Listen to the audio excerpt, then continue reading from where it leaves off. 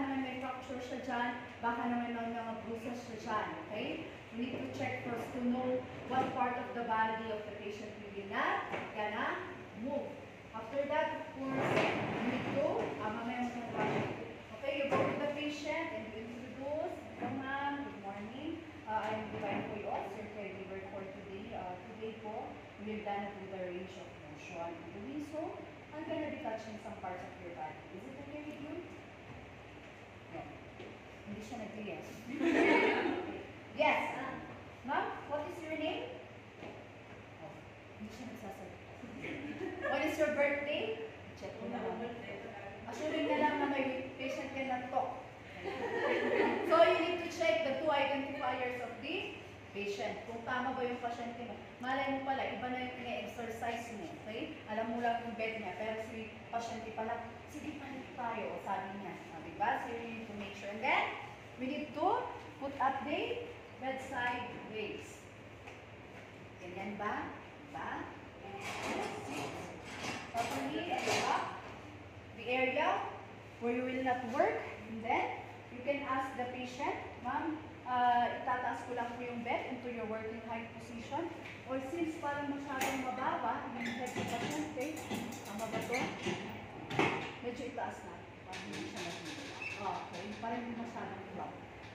Okay, kahit ganyan lang. Then, ayan, tinaas na natin yung bed. Ilak nyo na din. Ilak nyo. Ayan, nakalak. Ilak nyo na din yung bed natin, yung bed wheels, to make sure that the bed will not move for the safety. Okay then, since I hold already the parts of the bed, let's do our hand washing according to WHO. Yan. Okay. Yan, and you will start from the head of the patient. Sapa. Alcohol ba ito Kasi meron yung minsan gumagamit ako yung para glass cleaner ng mukha ko. Okay? So, kung walang, example, ito, may ano siya, no?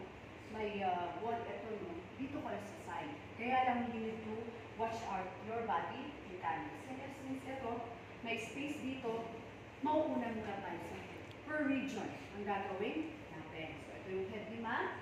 So, let's do the flexion, extension. Flexion, extension, flexion, extension. 1, 2, 3. Okay? And then, let's do the rotation of the head. Okay? Let's do a rotation of the head. Rotation of the head.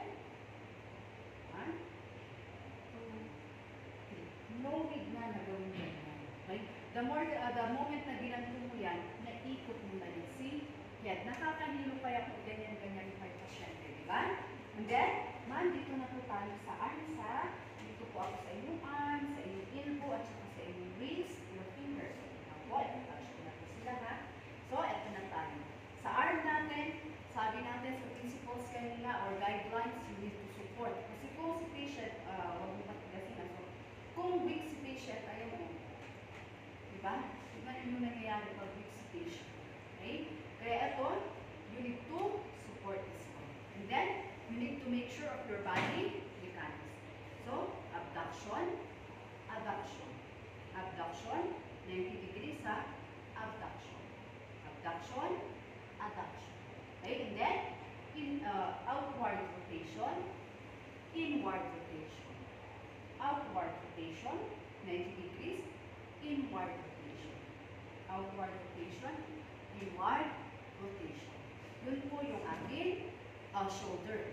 And then, paano yung ating supination, pronation? Supination, pronation. Ay, supination, pronation. Sorry. Supination, pronation. Ito, okay? Supination, pronation. Supination, pronation. Okay? 3 beses natin gagawin. Hindi na natin gagawin yung 5 times. And then, tapos na natin yan. Dito naman po tayo sa elbow natin. Tapos na tayo sa my shoulder area. Sa elbow naman po tayo. 90 degrees kung may bed. Ayan. Mas maganda, ganito nyo or umakan nyo. Flexion, extension, flexion, extension. Dito tayo sa may elbow dyan. Flexion, extension. Ayan. Tapos na tayo sa elbow. Dito naman na tayo sa wrist knee. pasyente. You can do the ulnar deviation, radial, ulnar. Radial flexion, ulnar flexion. Radial flexion, ulnar flexion. And then sa wrist tayo, flexion, extension, hyperextension. Flexion, extension, hyperextension.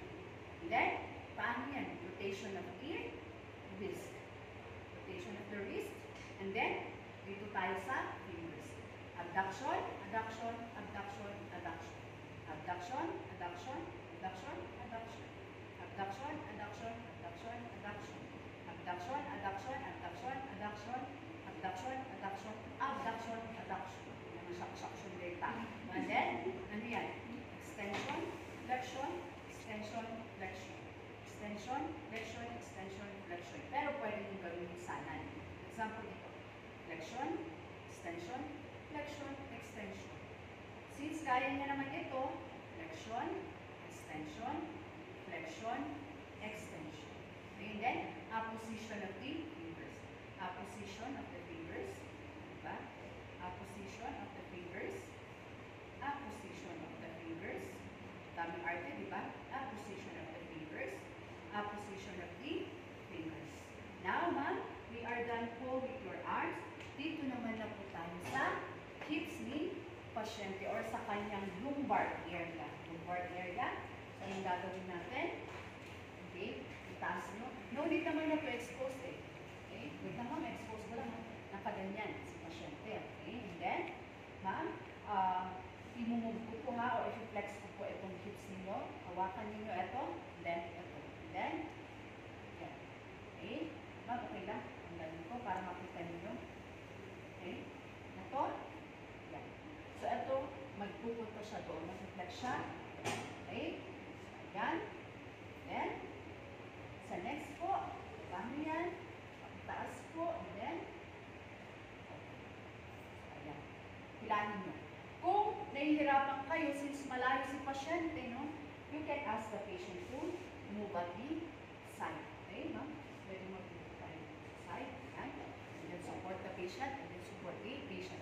Para hindi tayo go over switch. Now, we are done with the arms, the hips, and the head. Let's move on here. Lumbar, yung kanina pala, lumbar yun. Let's move on to the hips. Okay. Sa paa naman, syempre isang paa lang, mag-i-expose natin. Okay. So, ito, carry this one. So, ma'am, i-abduct kita, abduction. Abduction, abduction. Abduction. Huwag nyo. So, ayan. Abduction, abduction, abduction, adduction. Okay? And then, internal rotation, external rotation, or outward. Internal rotation, external rotation. Then, after that, dito naman tayo sa D. Okay? So, same yung kanina sa paa. Okay? Flexion, extension, flexion, extension, flexion, extension. Yung iba, ang ginagawa nila, ganyan. I-fold mo mga ito. Flexion, extension, flexion, extension. Yun po yung ginagawa ng iba. Now we are done. And let's move on to the foot. Plantar flexion, dorsal flexion. Plantar flexion, dorsal flexion. I-assist nyo ito. Kasi kung ganyan-ganyan lang kayo, mag-move ito.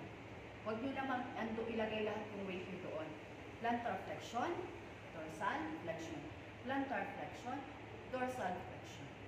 Inward rotation, outward rotation. Inward rotation, outward rotation.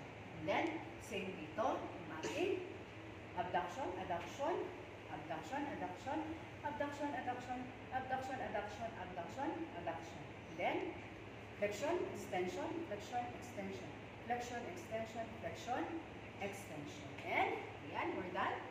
Pumunta na si pasyente. Ma'am, okay na po tayo.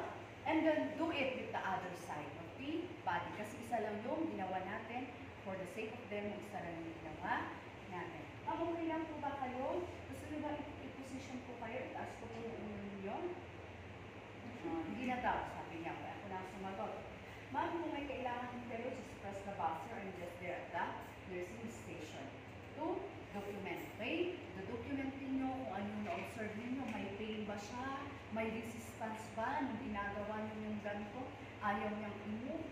May mga bruises ba siya? Okay? So yun yung mga i-document natin.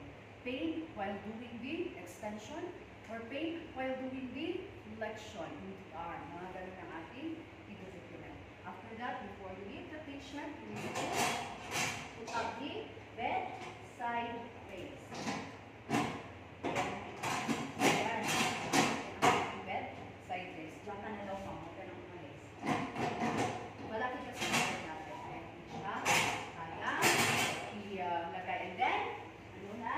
Since hinawak-hawakan ko yung paan ng pasyente, of course, we do now our hand washing again. And then we're